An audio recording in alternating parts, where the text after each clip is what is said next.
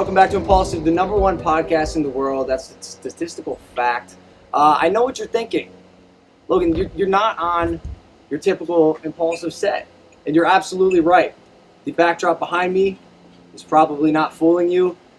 There's a good reason for that. We have a very, very special guest today. One of the biggest crowds we've had as well. There's got to be, 700 to 1,000 people. Closer to the latter. Yeah, standing behind the cameras right now. Hit that subscribe button, guys. I'm going to say before this episode starts, take out a notepad. Honestly, this could be one of the most impactful, impulsive episodes we've ever had, with one of the most special guests we've ever had. And it's actually why we're sitting outside. I got the opportunity from my dear friend and ex-roommate, Andre, to have this guest on our podcast, and he said the only way he'll do it is if we were able to do it outside. And obviously, with a studio in my garage, that doesn't count. I said, you know what? We'll move it outside for this guy, because I really do. I believe in him, and I was able to attend an event that you guys had the other day, and I just learned how badass and how full of wisdom this guy sitting across from me is. So, ladies and gentlemen, without further ado, we have in our presence one of the most prominent, most viewed spiritual gurus in the world on the premises. Ladies and gentlemen, Sadhguru.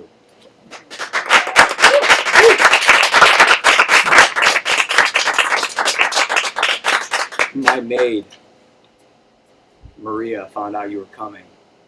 I saw her standing behind the van and shooting me. She was sweating. I said, Maria, why are you sweating? She said, I love this guy. I follow all of his stuff. And she said, I think she's here somewhere. She's right over there. She is so excited for you to be here. And when I was at Andre's, we're all waiting for you to show up. And I don't know what to expect, right? But you come cruising in on a motorcycle, took off your helmet, and it's like a divine light just like was shining down on you. And then you took your seat, sang a hymn, and gave these nuggets of wisdom that made so much sense to me. And you caught my attention when you began speaking by saying you were the one that was skeptical of everything. I'm like you. See it to believe it type of guy. You're trying. I'm trying. So that's why I started growing out my beard, because yours is obviously so long, plentiful, bountiful, and full of wisdom. But you caught my attention because the things you were saying seem so grounded in reality. They seem so believable and practical, utilitarian, and applicable to life, and they made sense to me. So just happy to have you here. Andre, again, thank you for making this happen. You know a lot about him, and I want to turn to you to give us some talking points on where to start, because one thing I learned in just listening to the event you held the other day was the man knows everything. He's got the answers to everything. No, you do. You have the answers to everything. We got some relationship problems we want to ask you about. Because none of us know what is everything, so it's okay. Fantastic. So, yeah, brother, just appreciate you. How you doing? Thanks for joining us today. Just rode for an hour from outside of LA. Whoa, the tarmac is burning hot. Yeah. This is nice out here. Yeah, it's hot today. So you've just been traveling the past month over all across America on your motorcycle, correct? Yeah, and activating the conversation of spirituality, and getting to witness the beauty that the spiritual people here have, and with the indigenous people and Native Americans. And so what has been the most fascinating thing that you've been revealed and seen through your travels the past month? Well, there are too many things, you'll need many days to listen to that. So let me tell you, the most prominent thing that stuck in my mind is Matotipila, which is unfortunately today being referred to as the Devil's Tower. It is a phenomena that all of you young people must experience. It is so incredibly powerful and so rare. I don't think that form of energy which we refer to in the human body, can I elaborate a bit? Or Sure. This is just an introduction? Yeah, please. So, in the human body we recognize that for us to be so complex, as you know, we are the most complex creatures on this planet, which a whole lot of human beings are suffering unfortunately, but the complexity is what makes our life rich. To make this life so complex, there are many… our energies are finding expression in many different ways. We identify 114 different ways in which it's finding expression. Of this, it is categorized as 7. So 7 categories, which I think in California you would have heard of 7 chakras and stuff like that. In this there is one particular chakra which is referred to as the Vishuddhi, a region which is in the throat region. This is normally in, I would say, 99% of the human beings, it remains in its seed form throughout their life, it never blossoms, this one aspect. Because if this blossoms, there is such power to that human being that he can touch beyond his physical reach, literally touch, I'm saying. Physically, you can touch life which is beyond your physical reach, you can see things beyond your visual capabilities. So, this is one of the most rarest aspects of human development, which happens only with a very few people who are concertedly focused on that. But here there is a natural structure exuding that dimension in such a powerful way. In many ways, as I've been looking at the Native American culture, their spirituality and how they express themselves, when I see in many ways the fundamental is this energy source, because if anybody wants to propagate or transmit spiritual process, transmit mystical dimensions, it's very important that there's a solid energy source. I was always wondering, where is that energy source? Because we always create one. Before we transmit, we create an energy source which is always like a backup. Without that, you will dissipate yourself. But here there is a natural formation which is standing over 800 feet, phenomenally reverberating. It's a must for all of you young people, you must experience this. I wanna get into how you started this spiritual journey. I found that fascinating when I listened to you speak at Andre's. You were 25 years old. Still am. Still am, I can tell. Multiple successful businesses, and you were praised in the town as being a man of success, a man who had made it. And I probably should let you tell the story about your life. Again. I asked, I'm sure you've told this story so many times, but you know, our audience hasn't heard it, or some of them may have, some of them may have not, and I know when I first heard it, I found it fascinating. So maybe just a brief introduction to how you got started into knowing everything in the universe. I'm serious, he has all the answers. Wait till he starts, bro. So, see, this happened to me when I was just about 4.5 years of age. Suddenly one day I realized, actually I don't know a thing. Don't know a thing means just don't know anything. If somebody gives me a glass of water, I would be staring at this glass of water for hours. Because I don't know what is water. I know how to use it. Even now, you know how to use water, but do you know what it is really? 2 hydrogen molecules and 1 oxygen. Really? That's textbook nonsense. But what are molecules? But what are atoms? Like that? Right now, 2/3 of the planet is water, covered with water, covered by water rather. It is available in all the 3 states, it's liquid, solid, air, gaseous, everything. Wherever if we want to search for life, we search for a drop of water. Somebody finds a drop of water, a trace of water in Mars, and now we think life is possible. So this is the very basis of our life. But do we know what it is? Actually, with all the scientific exploration, we do not know a single atom, we know how to use it. Even the invisible atom, we know how to break it, how to fuse it, how to make a bomb out of it, how to kill everybody from it, but we don't know what it is. We don't know what it is. So if I find a leaf, I'm staring at it for 4 hours, 5 hours. If I sit up in the night, I'm just staring at darkness for hours. My father being a physician, he started thinking that I need psychiatric evaluation. Doctors, you know. Singing Mike said. I think he was right. Yeah, maybe. So, see, oh, it's him, I thought. So, in this condition, they sent me to school. My mother said, you must pay attention to the teachers, you're always at something else. So I went and paid attention to the teachers. The kind of attention that they had never imagined anybody would pay to them. Nobody had ever paid that kind of attention. I sit there and I know their past, present and future, staring at them, staring at them, staring at them. Sometimes somebody said, don't stare at me like this. I'm just a little boy, 4-5-year-old boy, but they're kind of uncomfortable the way I'm staring at them.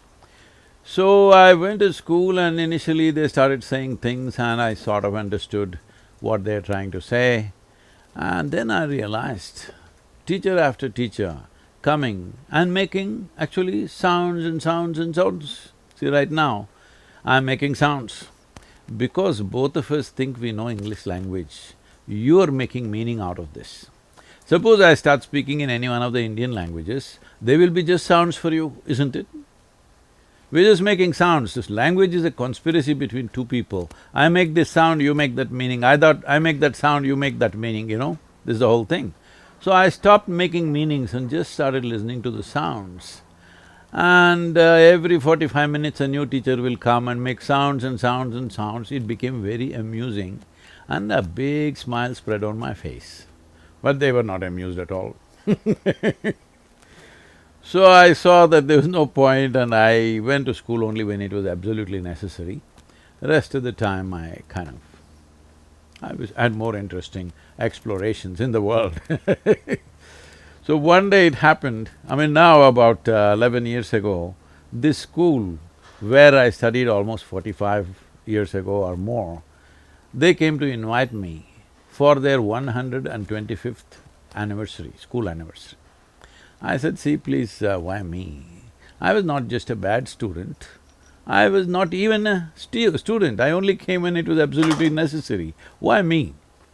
They said, see, our school has produced ministers in the cabinet, our school has produced sports stars, our school has produced cinema stars, but you are the only mystic, so you must come. I said, okay, and I went I went there and stood up in the quadrangle to speak. I looked around, same oppressive buildings. And then I looked at this particular room and then I remembered, I was around 12 years of age. One afternoon, because at that time I'm in this condition, I don't know anything. If I pay attention to something, I can't take my eyes off it. I'm just looking at it, still trying to figure it out, what is it? So they can't get my attention. So he asked me a question, something. I just look at him. I don't even hear the question, okay? I hear sounds, I don't make meanings out of it, something. Everybody's blabbering something all the time. So I just look at him and he tries to get an answer from me for about 35-40 minutes. He tries hard to make me say something. When I don't know anything, what is there to say? So I was in that condition at that time. For many days I wouldn't speak. Because there's nothing to say, what is there to say? I don't know a thing. So I was just looking at him. After 35-40 minutes of frustration, he got so mad.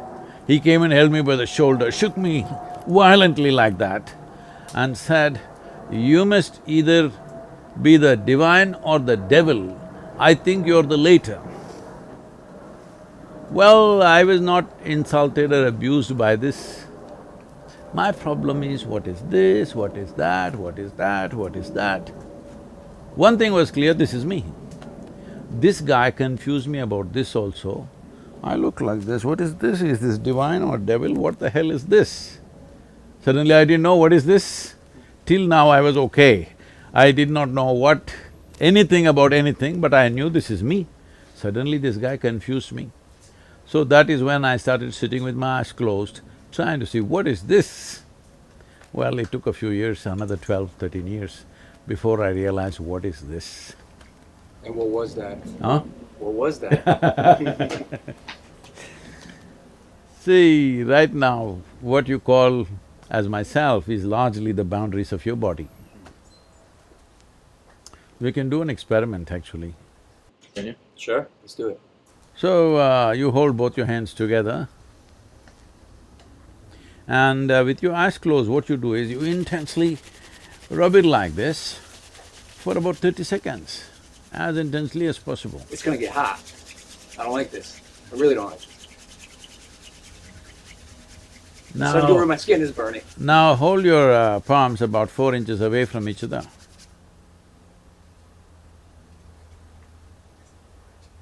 Something happening between them?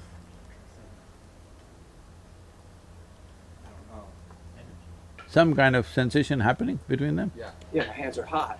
Not about hands being hot, between the two palms, is there something happening? I don't know. Please try it again, not with pressure but with speed. Yeah. It feels like there's like a magnet between the Yeah. two. So there is a sensation. What I'm trying to tell you is, how did you fix the boundaries of your body? See, right now, do one thing, take your right hand and touch your left hand. Is that you? Is that you? Yeah. Yes. Touch the chair on which you're sitting. Is that you? No. How do you know this? Because I can get off of it and walk away in the chair. Oh, this whole lot of people have walked away from their body, haven't they? What about all the dead people, huh? Don't they come back on Halloween?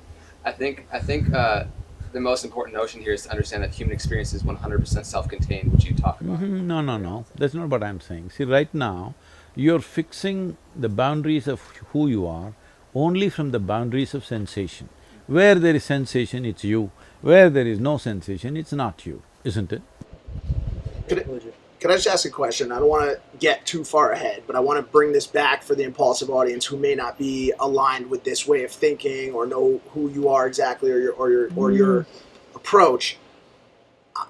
I have always been one to have a tough time with all of this. Me and Andre have had many conversations about it. I'm open-minded to it, but at the end of the day, I always have a Verizon bill to pay. I have health insurance that needs to You be… go to the phone bills. No, if you don't use the phone, there are no bills actually. Okay, great, right. Great, and I love that. But I've got bills to No, pay. let's come to the Verizon later. Right now, first of all, how do you define who you are and what you are? Essentially, whatever is within the boundaries of your sensation is you. Whatever is outside the boundaries of your sensation is something else, isn't it? See, right now, this water in this vessel, is this you? No. Before paying the Verizon, you need to drink water, all right? Yes. Is this you? No, it's not, it's not. It's not. No. See, like I said, Yes, it's hard for me listen, to even get hi- on your level to answer the No, question, no. is the water in the glass me? It's No, not I've you- been taught that the Yes. water in the glass is not me. Yes, but if I'm you drink trying it, here. if you drink it, will it become you? See, that's where I don't know. No, right now, two-thirds of your body is water. So it, Or- it is me then. It is you. But Okay. then is it still you in the toilet after you pee it out as well? That's up to you to decide. Okay. Then you'll get flushed trying. out. What are you gonna decide? Well, I feel like it's more kind of goes through, you know what I mean, like a No, car. it doesn't go through, please. Hello, it's not like gas. I know, it's not like gas or engine oil. Here, your body is a certain composition of food that you've eaten, water that you drank, and the air that you breathe. Yes or no? Yes. So right now, we're just using water as an example. If it's here in this vessel, it's definitely not you, it's 100% clear.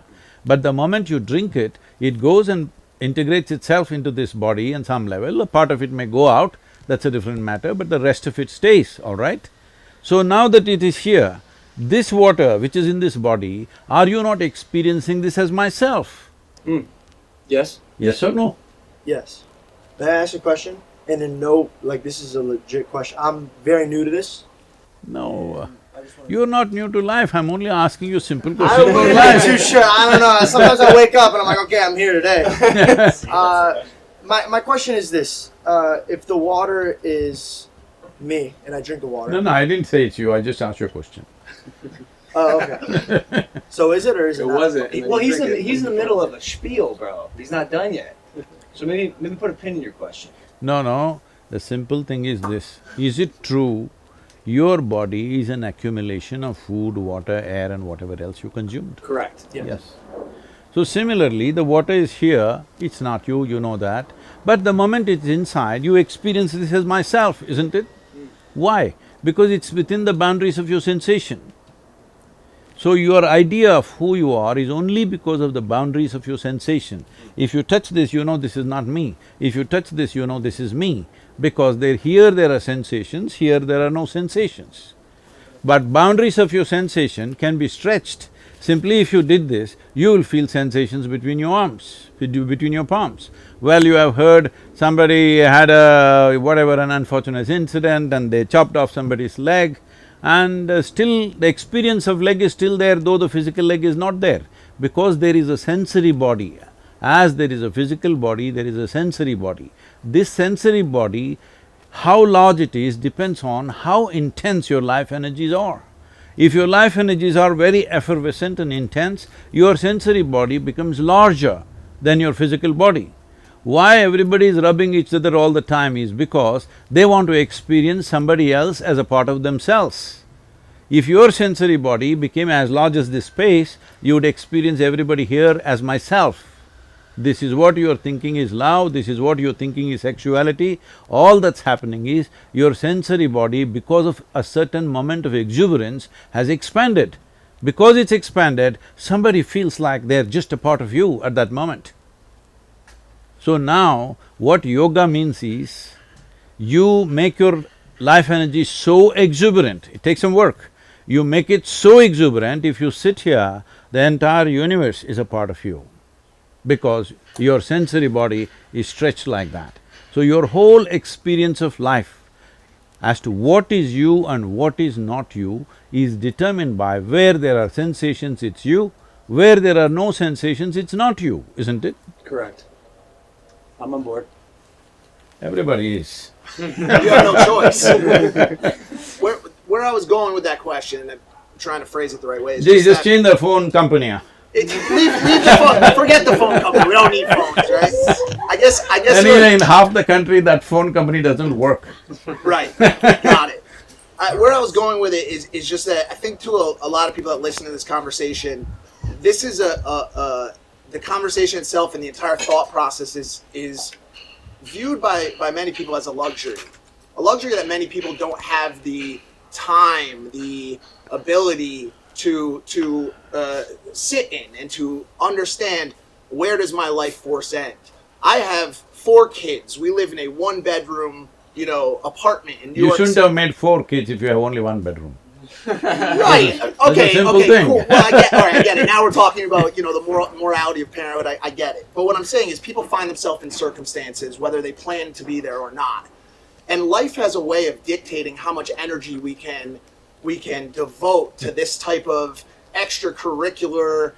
Some would call it paranormal. Some would call it theoretical No, thinking. you should not, let me answer this no, question. one second, you should Okay. not put labels on things that you don't understand. Perfect, You just okay. say, right now I don't have time, I don't have energy to do that, I will come to that, okay? Okay. But don't put names on this, that this is extracurricular, it's not extracurricular. It is most fundamental to life.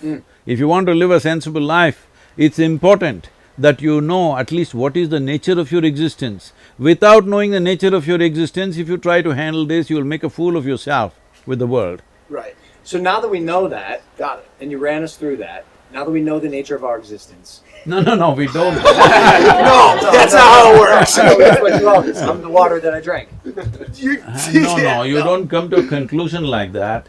It is opening up one possibility. This is for you to wonder, what is the nature of my existence, which he thinks is a luxury. I'm saying it's like this. You want to handle something, let's say you want to handle this camera. You know nothing about it and you handle it. What will you produce, I'm asking? It's probably some horse shit. Yeah. Yes, that's what life is for most people, that's what he's saying. Horse shit. In one room they had 5 children. Why? There's one room, you should know what to do. I'm with you. I guess my question is, if I go to the grocery store, right, and I get to the register and I'm buying my lettuce and all of my organic vegetables, I get to the register and they say, that'll be $62.50. No, and I this explain to them, organic vegetable and all is too extracurricular, just buy it in Walmart. Okay, so I'm at the Walmart counter and they ask me for $62 and I say, but I have found out the fundamental principles of life and I have a life force that exists in between my hands when I rub them together. What I'm getting at is, how do you enthrall and ignite the masses to take part in this conversation about what life means? That's where I was trying to get to with this whole question. That's what I was taking the long See, route. I want you to understand, you're dismissing a whole lot of human beings as masses. There are no masses, there are individual human beings everywhere. If you have the patience, if you have the compassion, if you have the involvement, even if you go into the slum, there also there are individual human beings, there is no slum dwellers there. Hello? Yes or no? Yes. This mass of people, there's no such people. There are individual human beings. Every one of them is concerned about his or her life. Every one of them want to live well. I'm saying, if you want to use the camera well, the first thing is to read at least the instruction manual, even if you don't go for a training, isn't it? Hello? Isn't it so? So I'm just talking about the instruction manual for such a complex machine that's been given to you. The most sophisticated technology on the planet is this one, the human mechanism. Without knowing a thing about it, if you think you can handle it well, you cannot. If I can just interject here real quick, I think that for me, when it comes to spiritual seeking, it boils down to the question of who am I, right? What is the nature of my existence? And the pointing, right, is to understand who I am, I have to first understand who I am not. And so I feel like he was touching on, like, most people are so identified with their mind and their body processes, and they think that is them. And so I think what he was trying to do is give a distinction as to the separation of who you are and what your mind and body are. See, that is one aspect. First of all, I'm saying, if you want to conduct anything well, will you conduct it well if you know everything about it? Or will you conduct it well if you know nothing about it? Former. That's all.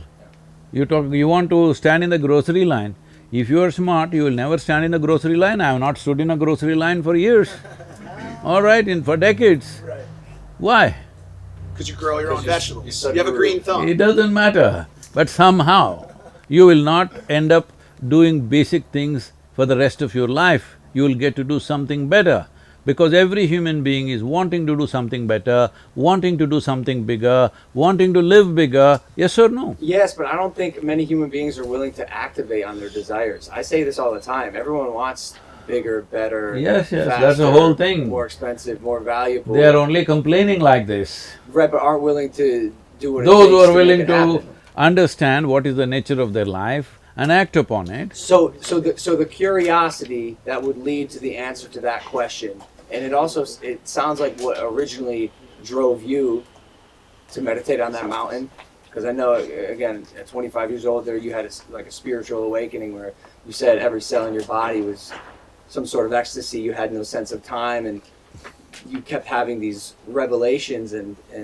one time you sat outside for 13 days, and you opened your eyes. You thought it had been what I think you said 25 minutes. So did that sense of curiosity? Is that what led you to go down the path you went? See, we must understand, it is intrinsic to human intelligence to want to know something more than what is there. If you leave your dog out here, he's just sniffing out everything. Even he's curious, he wants to know everything that's there in this garden. What's wrong with the human beings? The only thing that's wrong is they've arrived at too many conclusions, either because of religious beliefs or philosophical beliefs or ideologies or some nonsense that they've concluded, and they've lost the sense of the intrinsic nature of your intelligence is wants to expand, wants to know.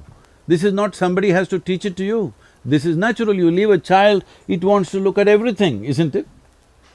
So where did you lose it? Because you made up your philosophies of socialism. If I can just riff on that just for a second. For me, when I was growing up, a lot of my friends called me, like they gave me the title of truth seeker, and it was because I asked so many questions relentlessly and tried to poke holes in what a lot of people would say. And You're really unplugged, huh? Just plug in. You can do it. I believe in you. Carry on.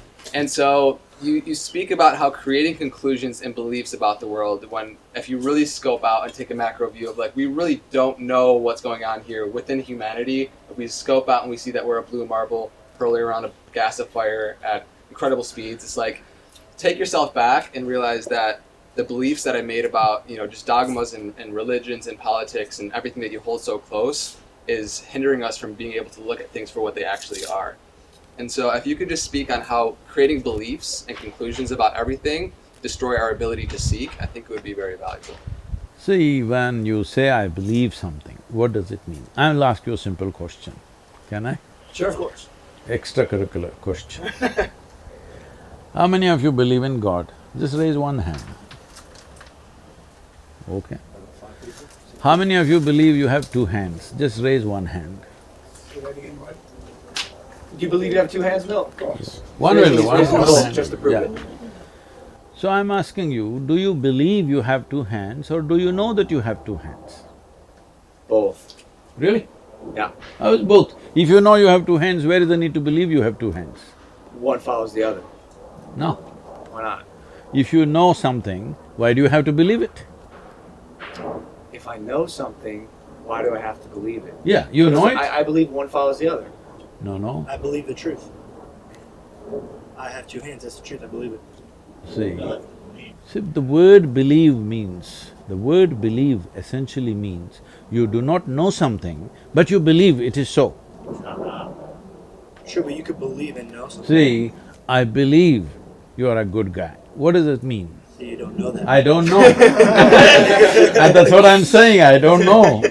I don't know what you are, but I believe you're a good guy. Okay. I believed he's nice and I went to him and he was terrible.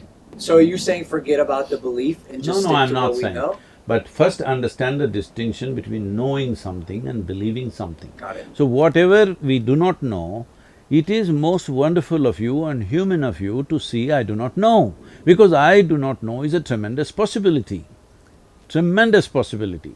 The moment you destroy I do not know, your entire learning and expansion process has come to a cease.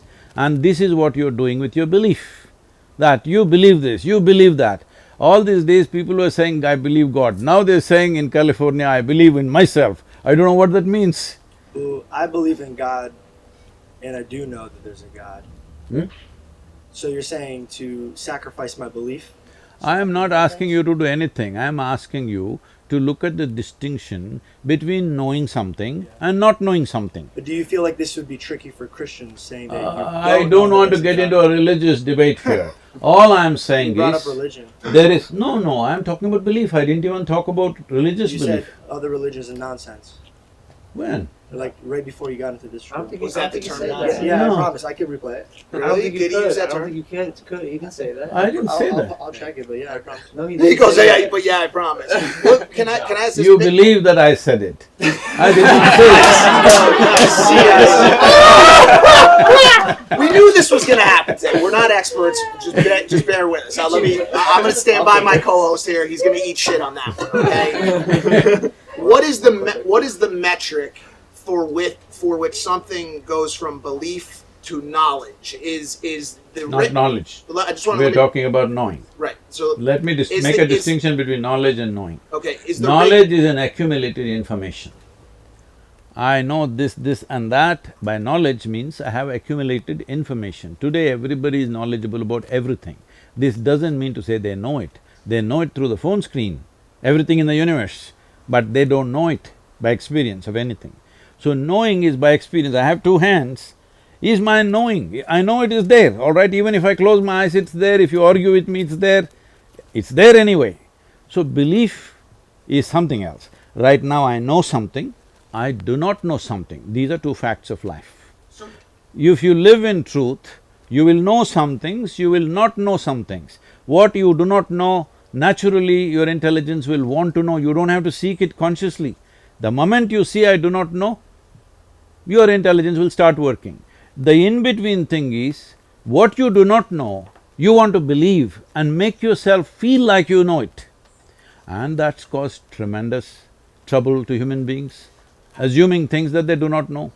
I think that's one of the biggest problems we're facing right now in our country. I don't know how long you've been here, but I think it's safe to say America's probably the most divided it's ever been, especially with the pandemic going on. Well, you had a civil war, this is better than that. Yeah, it is better than that, but I wonder how close we are to something like that happening. No. Truthfully, we Election the time, riots- everybody gets hot, it's okay. I wanted to build off Sure, of his knowing versus believing. I don't remember which school of thought, if it was Plato or Aristotle, but do you believe that all knowledge comes from what is gathered by one of the sensory parts of life, by one of the senses? Is that your belief? You see something, you believe it. You smell something, you believe it. Or is there room for faith? Is there room for metaphysical understanding of certain things? Do you leave that open, or do you have to experience it through one of the senses? See, if you go by your sensory perception, right now I touch this and I say, it's cool. No, I don't know what this is. Only because it's cooler than my body, I'm saying it's cool.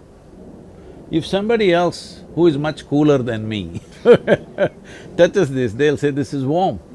Yes or no? Yeah. So I'm saying your experience of senses is a very relative experience. It's good enough for survival, not good enough for knowing the nature of what it is. For survival process, you're seeing, hearing, smelling, tasting, touching, which is what you're saying. To go to the grocery store, all this is good enough. But if you want to know what it is, you cannot know through your senses. How do you know? I want to get into that. How do you find out what it really is beyond your senses? What's the practice that gets you there? It's not about a practice. First of all, see, if you want to cross a border, first you must get to the border, isn't it? Right now you want to go to Mexico, you can't go from here, you must at least get to the border first. So if you want to know, this is why I started with the border, but you went into something else. I said the border of your experience is sensations. If something comes and touches, it's a sensation. If you see something, it's a certain kind of sensation. If you smell something, it's a certain kind of sensation. Everything in your experience is sensation. It may not be sensational, but it is sensation. That is why we are calling them as sense organs. They create sensations in the system. These sensations are vital if you want to live in this world, if you want to survive in this world. Otherwise you wouldn't know anything. Suppose you had no ears, eyes, nose, nothing. Would you know what is here? Nothing, isn't it? Total blank. You fall asleep, what is happening? Your heart is beating, your liver is functioning, kidneys are functioning, everything functioning. Now they're telling you even your brains are functioning. But you don't know a thing simply because all the five gates of sensations have closed down, isn't it? So your experience of life is right now limited to sensory perception, and that is the reason all this confusion, because the nature of sensory perception is such, if you see this part of my hand, you cannot see this part of my hand, isn't it? So you always perceive everything in parts. Now with these parts you are trying to make a whole. It doesn't work like that. Right now, people's understanding of what creation is, what existence is, it's a trillion-piece jigsaw. But they find three pieces, put it together and they form something and say, this is it, I believe this is what it is. You can believe whatever you want. If we work hard enough on you from your childhood, we can make you believe any damn thing in the universe, just know this. Right. I agree with that.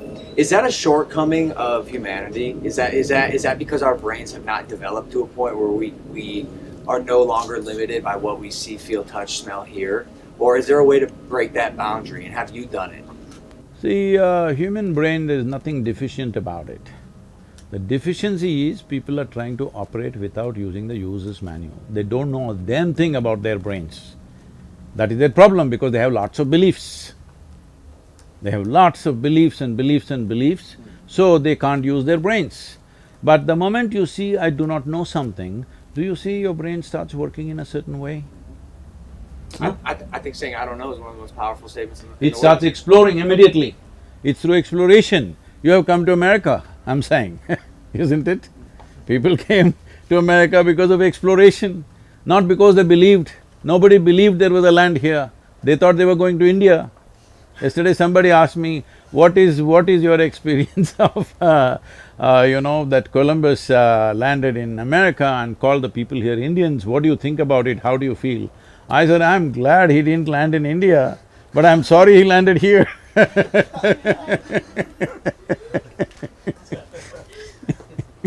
talk about this necessity for curiosity and this I don't know or questioning. See, don't use the word curiosity. Okay. Curiosity is a very surface thing. Okay. But when you realize I do not know, there is a pain of not knowing. Right, and it leads to that questioning, right? One of the things that some people use that aren't as that don't sit on a meditation system to get to that place of to get to that place of questioning and not knowing and being open to looking at things in new Can ways. I supply some vocabulary? What's that? Seeking. Seeking. Thank you so much. Like I said, brand new to this. One thing some of these people use is mind-altering drugs, ayahuasca, psilocybin, surgic acid. What are your thoughts on getting to this place of understanding through alternate means? See, it's like you can jinx the brain to create all kinds of experiences. Just by strongly dreaming about it, you can do it actually. People do it. You can hypnotize somebody and make them go through all kinds of things. If you're only hunting for experiences, it's fine. But what I'm talking is not about hunting for experiences, a genuine exploration. If you put on a VR and sit here, you may go to Mars right now. But you've not gone to Mars, that's all I'm saying.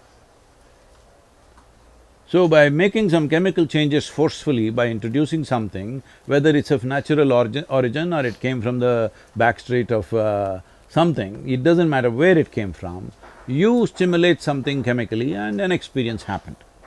If you did it just one time and you use this as a way to understand that I'm capable of these experiences. Yesterday I was just doing the daily quote today morning.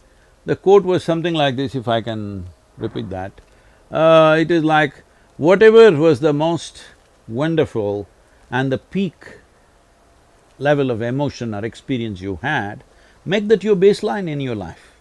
Because you're capable of that, all right? You're capable of that. What you're capable of must happen. What you're not capable of will not happen, that's a different matter. What you're capable… if you're capable of a certain level of joy, that must be your baseline. Now you will explore what's beyond. Now most people think these peak experiences happen only when somebody loves me, only when I pop this pill, only when I smoke this stuff. This is the wrong way to do it. If you used it just once to understand that my body and my experience is capable of reaching such a peak, and then you start living there, that's great. But every time you have to pop something and tomorrow you're sick, what's the point of that? Sadhguru, peace and happiness. I know I've asked you all, what do you truly want, right? What do you truly want in this life? And we, in the 3D material world, are chasing a lot of things because of the feeling that it's going to give us, right? And so peace and happiness seems to be the answer amongst a lot of people that I ask. And I hear you talk about how peace should be the fundamental baseline foundation in which you live, not the highest aspiration. And so if you could speak for people that don't have that peace currently within their life and want that to be the basis for their whole life, how can they do that? See, this is the most unfortunate thing in the world, that most human beings just do not know how to be at ease. They're not even at ease. Forget about joy, forget about blissfulness. There is no ease, they're all in this jangled state.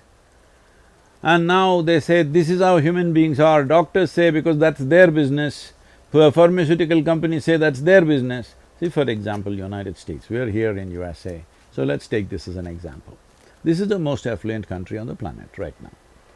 Why does an individual person or a society or a nation seek affluence?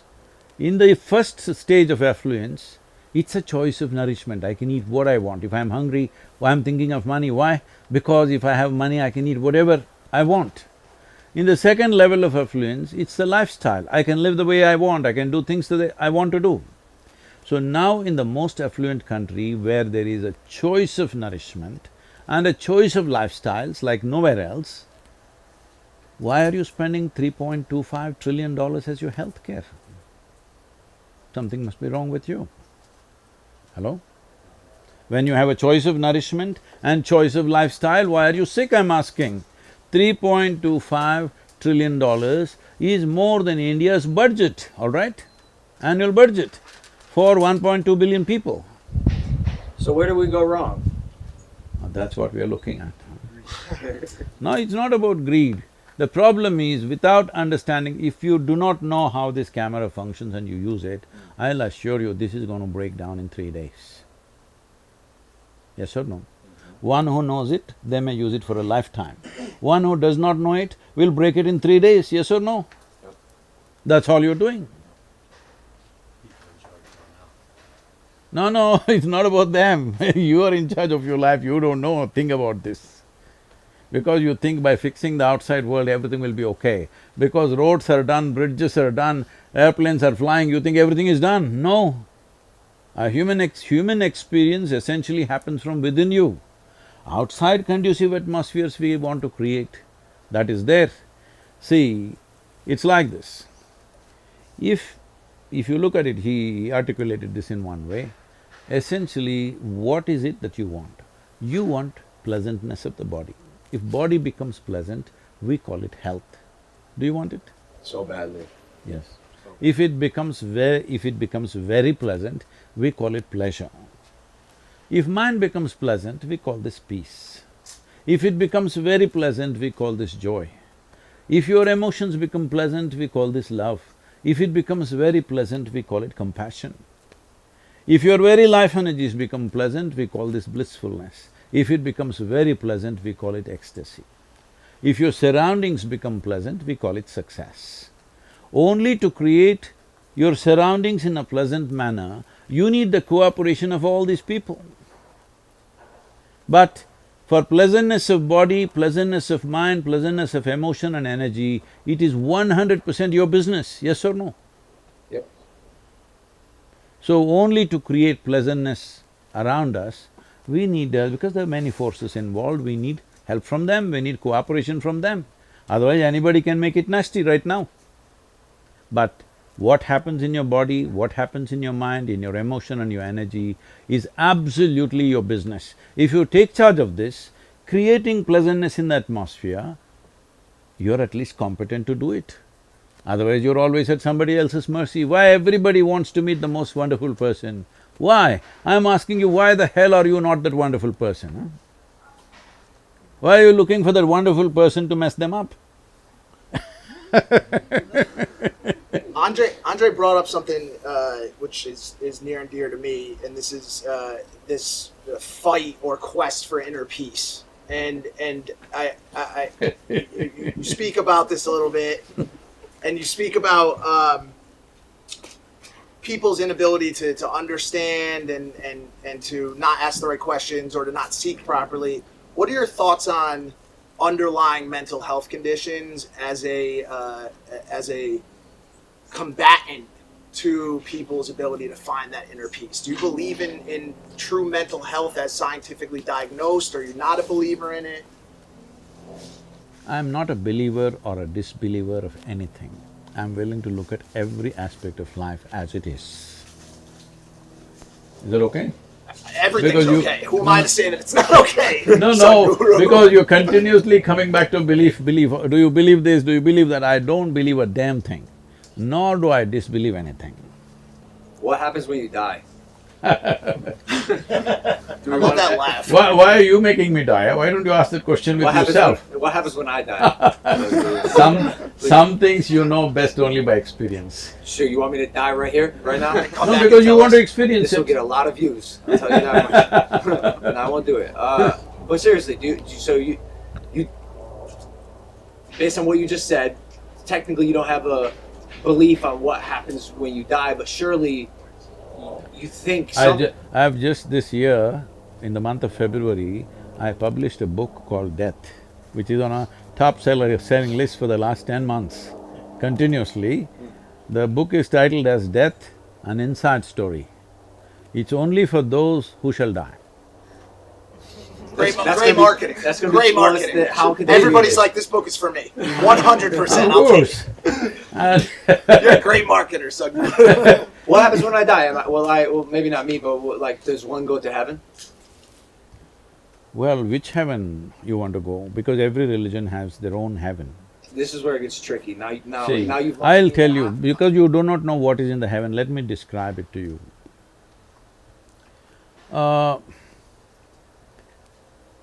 in the Hindu heaven, food is very good. If you're a foodie, that's where you must go. In the other heaven, there are, long white gowned ladies floating in the sky.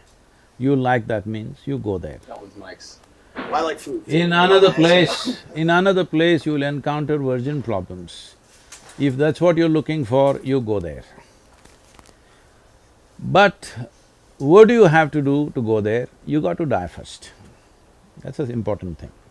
When you die, depending on your culture, we will either bury you, burn you, cut you and throw you to the birds, do something with your body, because this body is a piece of this planet. When your job is done, you must put it back. If you've not done anything eco-friendly, at least this much you must do, put the damn body back. Some people are talking about going to Mars with it, all right? You must put it back, that is one sensible thing to do. I'm telling everybody in United States, I know I will become very unpopular. Why are you wasting cutting a tree when a man dies? At least plant a tree, because you make good manure. Have you seen those sacks? Yeah. Have you seen the seriously? Yes, I know. Tree pots. There's these sacks you can place your body in Yep. and a tree will grow. I know you don't need a sack also. In India, we just wrap them in a cloth with salt and everything and we put them there and plant a tree, all right? I gotta ask you, is Mars out of play? Like in the way of that you seek? How can I ask this question properly? Like if I get buried on Mars, is Mars out of play? Your body material, unless you want to be exported to another planet, this material you picked up from this planet, when your job is done, it's best to give it back because it's just a loan. Well, some girls say, Mother Earth gave you this body thinking that you will use it for your well-being and put it back when your job is done. You want to steal it and run away somewhere. well, some girl at Whole Foods once told me that I was just made of stardust. She was very convincing of it. She said, "We're all just stardust." All right. I guess she's wrong. Wait, I guess what I'm getting at is this, like… Let's finish this. Okay. So, these are all different offerings in the heaven, Sure. but this thing is you must die first. When you die, we put your body here no matter what. In which form we put it somewhere, either in a sack or a box or whatever, we put it here. So you went to heaven and you don't have a body. Now what do you do with good food and virgins, I'm asking? Oh, if you have no body, how could you take advantage of the good food and the virgins? I thought just like it's like spirit food. Well, here's why this is tricky, because say you die at a very young age. Seriously, this is where I get confused. What goes to heaven? Your soul? Great. Is your soul, Which is soul, your- right or left? the left sole on my shoe. Is it the soul… something unfortunate happens, a 5-year-old dies. Does the soul of the 5-year-old go to heaven or hell as a 5-year-old soul? See, the Does it go as the soul see, the at problem age you is passed there is no line between what you know and do not know. That's why all this confusion. Right now, you do not know the nature of your existence, but you're talking about a soul because somebody told you so. I'm not questioning whether it's true or not. All I'm saying is you do not know. Hello? Something may be true, but you do not know. That's the important thing, because unless it comes into your experience, it's not there, isn't it? See, right now, if I close my eyes and sit here and doze off, all these people don't exist because they're not in my experience, isn't it so? It's only what is in your experience which is true for you, rest you're just assuming. If you concretize your assumptions, that's called belief. So you say chase experiences? Are you afraid of dying? Do I look like that? It looks like you're a person who loves life. See, life is not my decision, life has happened to me, okay? If we were able to cause life, that's different, we didn't cause it. Something much bigger than us caused life for us. Now, it's your business to see that it happens at the highest point. Because you've been given an intelligence, you've been given a capability, you must see it happens at the highest point. When I say highest point, not in a social context, but within you, you must be at your peak. Otherwise, you're a wasted life. Can I take a You have concerns that you have to pay your Verizon's bill, so you go with a long face on the street. No, the thing is just this, right now the only and only and only thing that you have is life, rest is all your assumption. Can I take a second to get sort of personal? And Andre, you did someone brought it up at your event. The story of your wife was… It's not a story. The reality Of your life. of your wife. And I don't know how to fathom what occurred, but it kind of goes along what you were just talking about living at the peak. And on Saturday, I heard you speak, or Sunday I heard you speak, and you talked about her having the desire to go at what she felt was her peak. Mm-hmm. And in meditation, correct me if I'm wrong, in meditation, she made the conscious decision to leave this planet. Is it a question or it's a statement? I'm trying to phrase, coming from someone again who's just gotten immersed in this world, having that level of, whether you want to call it enlightenment, connectedness, knowingness, seems unfathomable to me. See, you're living in a culture where the only dream is to survive better than somebody else. In the last 200 years, that's been the only dream, how to be better than everybody else, survive a little better, have a little more than everybody else. But you're also, right now you and me are sitting on a land where for people, the distinction between life and death was very thin in their understanding and experience of life. The Native American people lived like this. I was amazed to see that only recently I discovered that they are talking about a doorway on top of the head. They're saying there is a doorway. They call it by something of their own language, what? Okay? Kapavi, which is a doorway that you can open up and leave. It is through that life came and it is through that you can exit.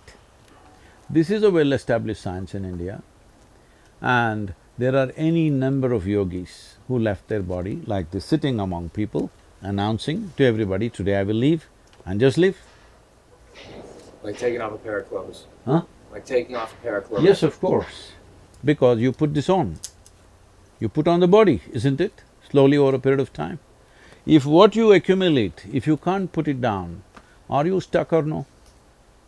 Suppose you picked up this vessel and you cannot put it down, it's stuck to your hand. Is it a good thing? No. So similarly, you put on this body, it's stuck to you, you don't know how to keep it down. That's a terrible thing. That's what people are suffering right now, being stuck in their bodies. They don't know what to do. So, what Mahasamadhi means is, it's not that they left and went to another planet or something, they just dissolved as a person. There is no persona anymore. So it's a different dimension of life. I think this is too light and uncommitted atmosphere to debate or discuss such a thing. If you're interested, I will talk to you in a different kind of atmosphere where there would be better understanding. And above all, I don't want to casually discuss my wife with a whole bunch of people who don't understand what it is. Who don't understand Yeah, what it absolutely. is. That's totally fair, yeah, absolutely. Sure.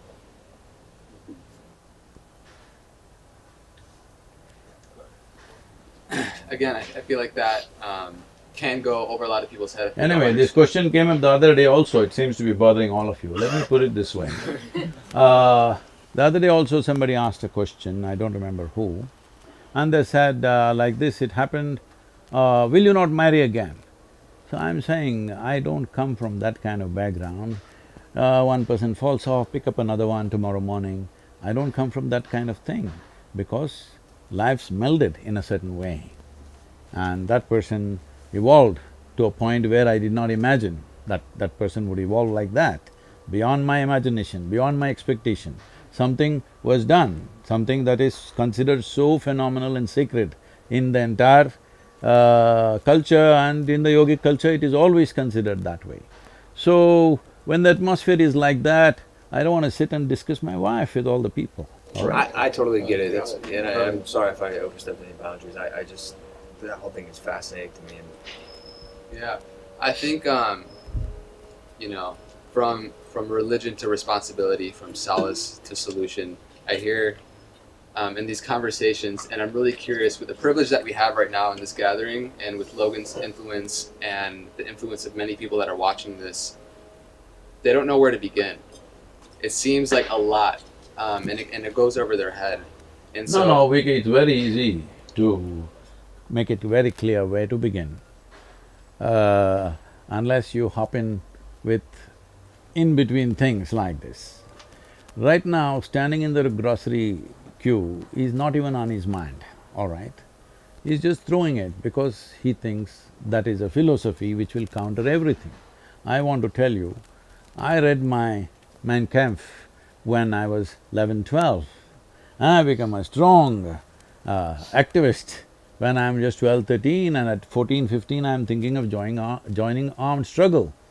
So it's not new to me, that kind of logic, that kind of rhetoric, as if it's a solution for everything. Yes, intellectually it looks like socialism, communism seems to be the ultimate solution. Please try it to enforce it and see what a mess it becomes. Go and see in other parts of the world where it's become an absolute mess, all right? So this is not because I like something, you dislike something, it's not about that. Ultimately, when it comes to life, what really works for maximum number of people, that is the important thing, isn't it? Regardless of the success rate of communism or socialism or the grocery line way of thinking, right, that I'm stuck in or have not thought my way out of, it is the way of things in this world right now, in many places, maybe not so much in other places. What is the reason for that? Is it the teaching of the parents? Is it the education system? Is it mostly religion? Who is the main perpetrator when it comes to set belief systems? And as opposed to giving us a starting point for creating new belief systems, how do you create a desire for the teachers of the next generation to think outside the box? See, for a long time, in the name of religion, in the name of philosophy, in the name of ideologies of variety of kind, all sorts of things have been promised. And all the promises are elsewhere, not here. I'm saying, because you're all continuously talking about belief, if you believe there is a better place than where we are right now, up there, why are you not gone, I'm asking? Doesn't make sense to me. If you genuinely believe there's up there a better place than this, you should be gone, isn't it? Hello? Well, based on the religions that people utilize to believe in this better place, we don't get to choose the day. The day is chosen. You can choose the day. Hold on a second. You can choose the day, it's very simple. All right, go ahead. well, I think it just speaks into what we were talking about earlier, right? If we really knew that there was something outside after we died, there was a heaven that we really knew, if we actually knew, then yeah, I would want to go right now. Yeah. But because it's a belief, that becomes a difficulty. I'd like to hear George speak. That's wrong. So, like you said, life was given to us, so we're not allowed to take it. For example, I can't take my own life, and I can't take Mike's life.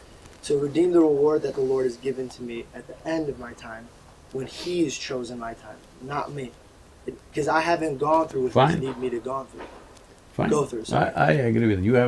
You or anybody has no right to take life, yours or somebody else's. That is a given, all right?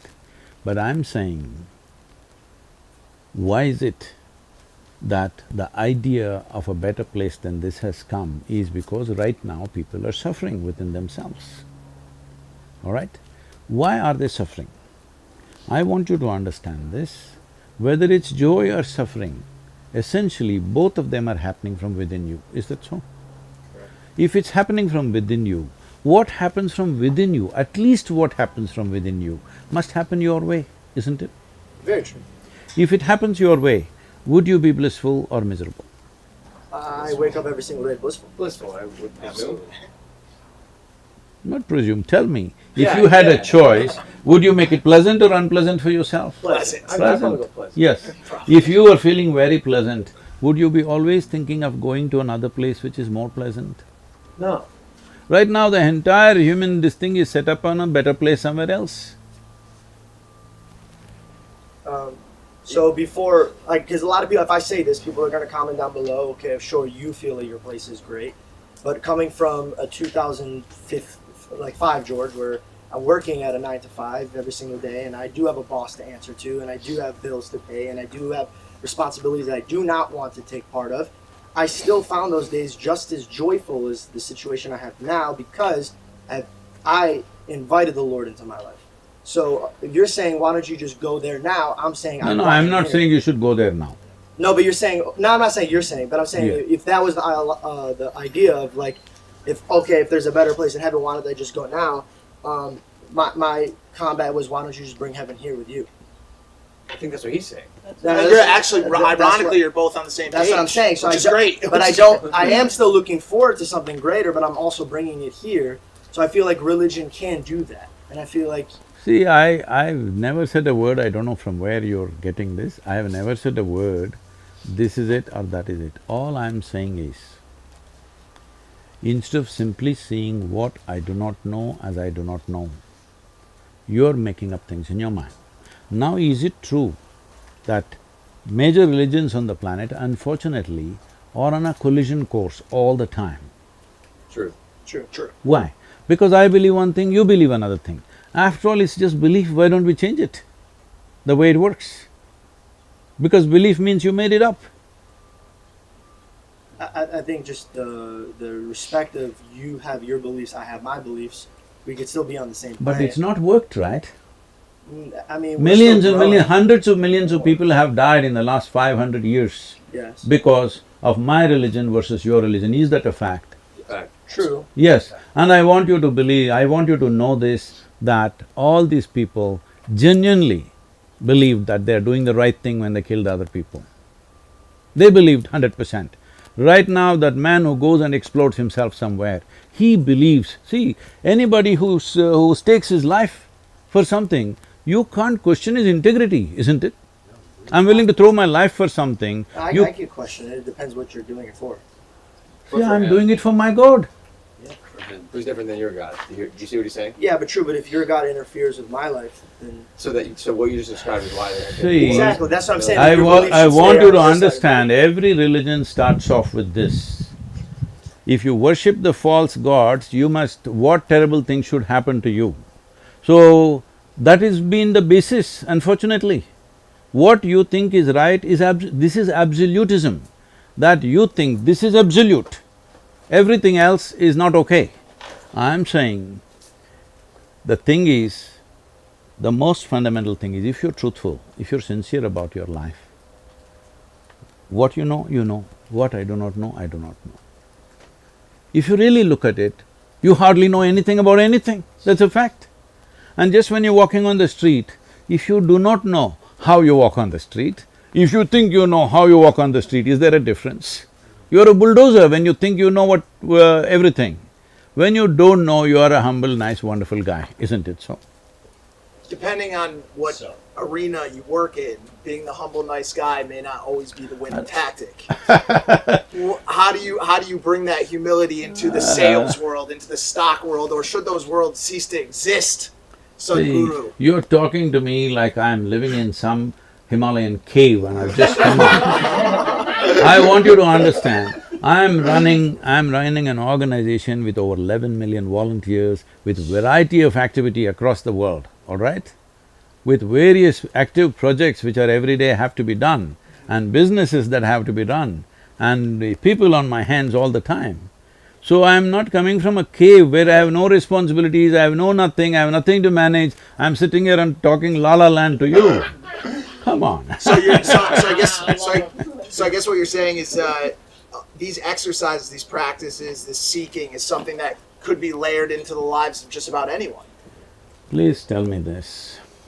I'll do my best. It doesn't matter what kind of job you're doing, even if you're a soldier fighting a war, would it help to be very balanced, sane, joyful? And then you will do, even if you have to kill, you'll only do it to the extent you have to, nothing more, nothing less. Right now, people are taking pleasure in doing what they're doing, isn't it? Something has to be done sometimes, unfortunately, if the situations force you to do it, but you will do it only to the extent it's necessary. But if you are not in that state, if there is a certain level of angst, there is a certain level of anger and hatred in you, you will do things beyond the limits of what should be done. This has happened all over the world. In the name of nationhood, in the name of religion, in the name of race, in the name of caste, creed, every kind of thing, in gender, every kind of thing. People have done horrendous things. Why? Because they believe this is it, that is it, absolutism. If you see I do not know, you will walk gently. Absolutism is the devil. Can I say that accurately? You're getting religious once again. Absolutism, no good. The worst. I have a question. Never taken a sip of alcohol, right? Huh? You ever taken a sip of alcohol? I don't need to because I'm always drunk. Let's go. Ever smoke weed? I'm always told you've not seen my eyes yet. I know that. So straight edge. But I'm wondering, as a fellow person who's curious about life to the highest degree, or as you would say, seeking, how have you not had the desire to try? See, you are living in Los Angeles, you think that is where life is. No, sir, I don't. I'm from Ohio. Okay. Ohio also I heard a lot of overdoses last 2 months. Yeah. So, see, you are living in a certain society, you think this is the only way to explore. I came up in a place where I made sure I'm not influenced by anything, either whatever the religion around me, the family around me, the community around me, the politics around me, I made sure none of those things influence me. If nothing influences you, I keep telling people, see, I'm absolutely uneducated. They think uneducation means not going to school or college. No, uneducated means you did not pick up any ways of anybody's. You're simply the way the life is. Because your life, everything else is assumed. If you have experienced the nature of life that you are and the source of life which is also throbbing within you, why would you try picking up leaves and weeds, huh? Aren't you curious? I know what you know through the weed, I know 1,000,000x over that within myself. So why will I be curious about something like that? Do you play with the teddy bear every day today?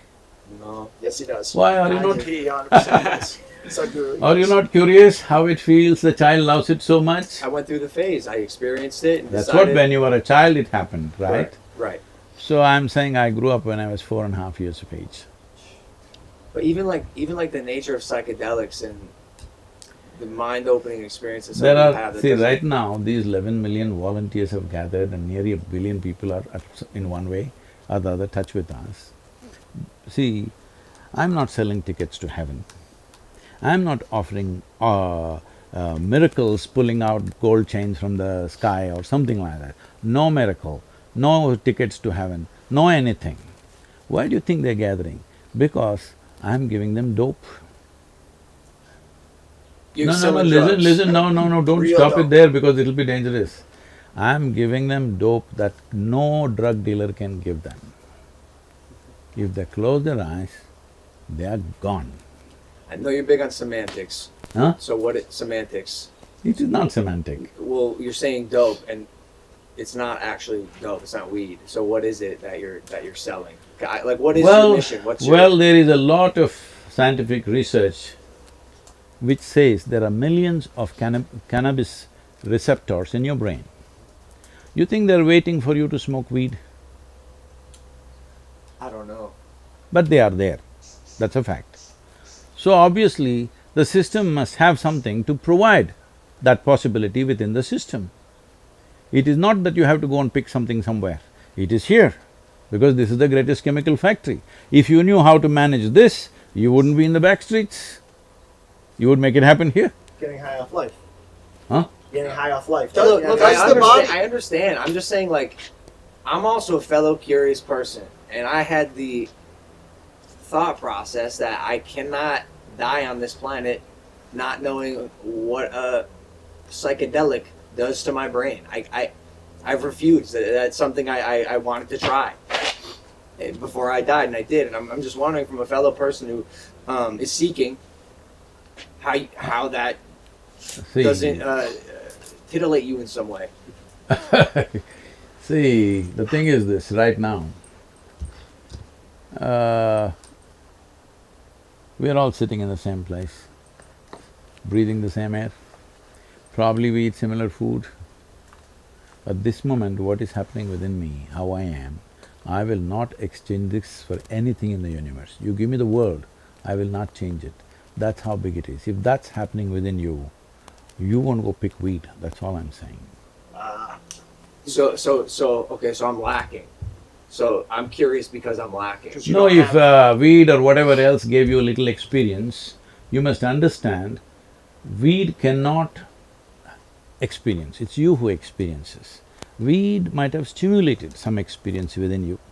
Whether it is stimulated from outside or inside is the only question, right? If it is from outside, it always has a flip side of negativity to it. If it happens from within, when suppose there was… see, people are drinking alcohol. If there was no hangovers, if there was no liver burning up, whatever, they would be drunk all the time. If you could be too fully drunk and fully alert all the time, would you do it? Everybody, I would advise them, drink alcohol, okay? Right now, that's all I'm telling you. There is a way where you can be fully stoned and fully conscious at the same time. I believe you. You're also much wiser. You don't have to believe Everyone me, here. you just have to check out my life, how I live. But I'm saying, surely you are in your early 20s, and I know, like, you grew up in the 60s. So before you had the spiritual enlightenment, there wasn't a part of you that… Well, he said he aged at 4. 4 So years you- old. So you're saying that us intoxicated, we're at a level of here, but you sober are here, and you're teaching people that, and from your past conversation, you're saying that if you wanted to try it once to tell your body you could be here, that's fine, but if you're going to consistently take it here, that's wrong. You shouldn't be using a substance to get you to happiness. See, the choice is this. Suppose, let us say, the compound wall of this house is 25 feet tall.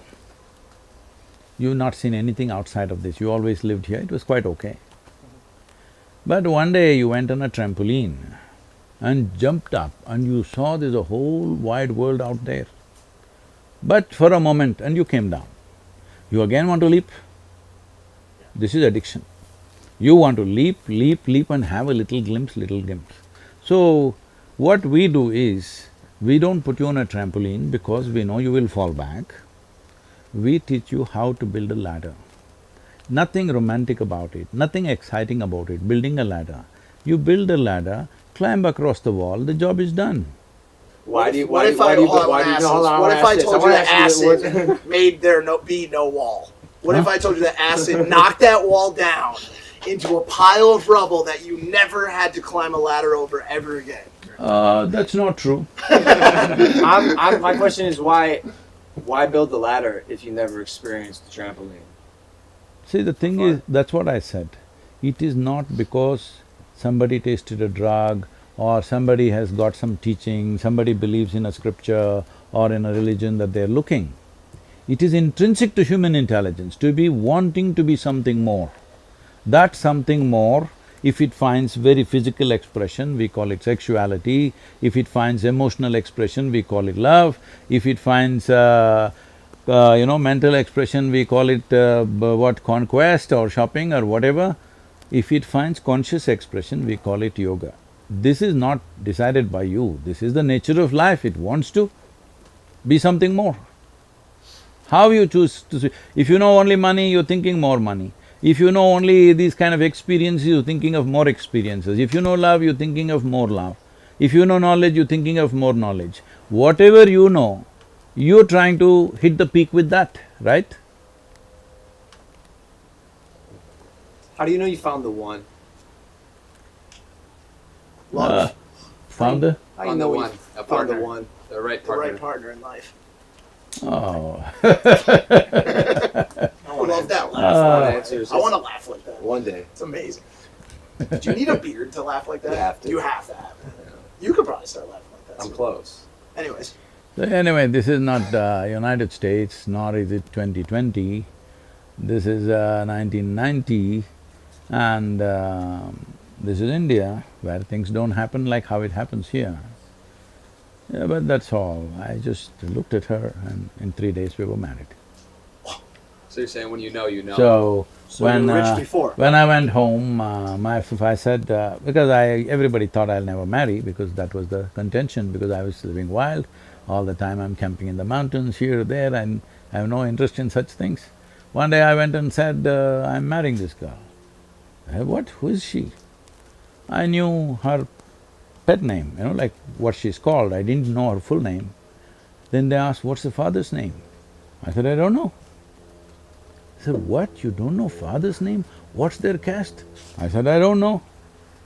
Then you don't know father's name, you don't know what the family is, how will you marry this girl? I said, I intend to marry only the girl, not the father. But did you know? I didn't know. You didn't know. What? did you know Did she you was know the she one? was the one? Absolutely. You knew. 3 days. Was there ever a time in the marriage you were like, man, I picked the wrong one? Like, this girl really's acting up. We don't do those things. You're pointing me in Because we are not… See, I want you to understand this. I know this culture is just built up now. If you're looking how to extract life from somebody, anybody, whatever kind of wonderful person you pick, they will disappoint you. Because you can't pick life, joy or pleasure from somebody else. If you're seeing that your life is an expression of your joy and you're seeing always how to do the best for the other person, it never will happen to you that, oh, did I pick the wrong one? Did I do this? Did I do that? So tomorrow suddenly you think this is the wrong tree and cut it off and put some other tree? That's stupid. I feel like we look for in our culture, and it's the saying like, find my other half, right? Which in a sense is saying that we're incomplete by ourselves, right? And we're looking for joy in another being. And I think that's really the key, is just finding that if we can have two wholes come together, right? And so we're coming in union and relationship to not extract joy from one another, but to share joy within one another. And this guy has become wise. Read your books. I've read quite a few of your books. Are we on time? I mean, I could probably sit here and ask questions all day. Well, he's probably got places I to need go. I need some answers. Have you seen The Matrix? Which pill would you take? Which pill did you take? Or did you not take a pill? Have you seen The Matrix? Let's start there. Matrix? The movie? Well, I am the Matrix, huh? You are The Matrix! He is selling dope. So wait, He's like Red he's the Bull. architect. He's the architect. Do you watch movies? Can we humanize Yeah, you, I you wanna as do the Right. take you Well, away from this there was a- Gandalf-esque there was a wizardry for time- a second and humanize you? Do you eat cereal? What do you eat for Sadhguru, breakfast? please tell me. Well, I ride a motorcycle, you see. That's cool. What kind of motorcycle? Well, I have a 1600 GT, it's a BMW. Fantastic. My dad has that motorcycle. He loves it. He loves it. He said he sold a pickup truck that I bought him to buy the motorcycle. He didn't tell me he sold the pickup truck and used the money to buy something else that I didn't give him. So I understand the love for the motorcycle. What'd you have for breakfast this morning? Today. No, I just had brunch in the morning, not breakfast, because I normally get to eat only one meal a day, so What'd you have? it's an Indian food. What's your favorite American movie? Favorite American movie, maybe Roman Holiday. Roman Holiday? You've not I seen- nodded my head like I knew, but I had to. How do you stay cool with so much clothing on? Because I'm cool. Okay? Very cool. Perfect answer. What's your favorite spot you've been to in the United States? I don't go by favorites, but in the last few days, what I've ridden through, like the Arch National Park, the Bryce Canyon and the Zion Valley. Oh, these are most amazing places as nature goes. Utah, most incredible. Have you ever had a near-death experience? All the time, How many? huh? Too many to recount. What was the There's always people always said if there's no danger, Sadhguru cannot exist. So always he's creating dangerous situations for himself. Me too. I punched a window yesterday. I got 9 stitches in my arm. I found out a Pokemon card was fake. Do you know about Pokemon? I've heard, I don't know what that is. It's a good investment. It's a good So I investment. think good we have investment. time. I think we have time for one more question, just due to Sadhguru's time. Again, I can't just like the privilege that we have here with this platform with Logan's audience, and the millions and millions of followers and people that will watch this. Is there something that advice or something that you see in Logan that you think would be most beneficial that would impact people in the most positive way? I know there are many things. Well, compared to a lot of people, he's very alive. If he channelizes that well, the good possibilities. But in the mode that you guys have taken, I don't know whether you guys will channelize now or much later in your lives, because life is a combination of two things, a certain amount of time and certain amount of energy. Time is rolling away. You do something, you don't do something, you're happy, you're unhappy, tick, tick, tick, tick, it's going away for all of us, it doesn't stop for any of us. We cannot say, today I didn't use it, let me roll it back. There's no such thing. Time is just rolling away. So the only thing that we can manage is our energy. Our energies we can manage in such a way, either it is, makes your life very profound. These are two aspects when it comes to life. One thing is to make your experience of life very profound. Another thing is your activity must be impactful. I think you guys are overly focusing on your activity being impactful, not invested on making your life profound. Because right now you think acid will make you profound, smoke will make you profound. Well, it gives you a facade. I didn't say that, I asked you. All I right. asked the question. All right. So I'm saying it doesn't make your life profound. In fact, it makes you frivolous, and it is also possible. I'm telling you, during my time, I'm saying when I was in university, 13 of my friends, over a period of 7-8 years, 13 of my friends died. Some to drugs, overdosing, some riding motorcycles too wild, not knowing where the limit is, trying to ride like somebody else, all right? You can ride to your limit. You can't do what somebody does. Somebody else may be doing something else. You must ride to your limit. You must know where is your limit and you stay on that edge and see how to push that edge. But you don't try to do what somebody else is doing right now. So like this 13 of my friends in 7-8 years' time, about 4 of them to drugs, remaining 9 of them to motorcycles, they lost their lives. They're all wonderful riders, they rode with me for many years. They're all… It's not like in United States, okay? This is like sitting on a microwave riding in United States. There is nothing, just put it on the cruise and you sit. This is not like that in India. You're riding, an elephant can be on the road, all right? And you need to be super alert and intuitive to ride at a certain speed. These are good guys, very good at what they're doing. But somebody drinks and drives, rides. Somebody thinks he can smoke and then ride, smoke up and then ride, like these kind of things. Or somebody, at any cost he wants to go ahead of somebody, whatever. Essentially not calibrating your energies right. Those who died, died. Many others, they became accountants, they became lawyers, they became something else. They're all my age now. When I look at them, they're all successful people. They got money, they got wife, they got kids, all this, but no life in them. So this guy has got some life. Let's see how he handles and manages his energy, because time will run anyway, whether you like it or you don't like it. Today gets over, tomorrow happens, tomorrow gets over. It's happening to all of us. So these are the only two ingredients you have, time and energy. What you make out of your energy is the profoundness of your life and also the impact of your work. Please, all of you, make that happen for yourself. First and foremost thing is life should become profound in your experience. Then how you impact people, you don't have to worry. Whichever way you do it, it'll be for the best. But if you live on the surface and try to impact people, sometimes you will do good things, sometimes you will do terrible things to people, maybe with good intention, because most horrible things on this planet are done with best of intentions, not with bad intention. Sadhguru, thank you for blessing us with your wisdom today. Can we get a round of applause for Sadhguru, everybody? Thank you very much.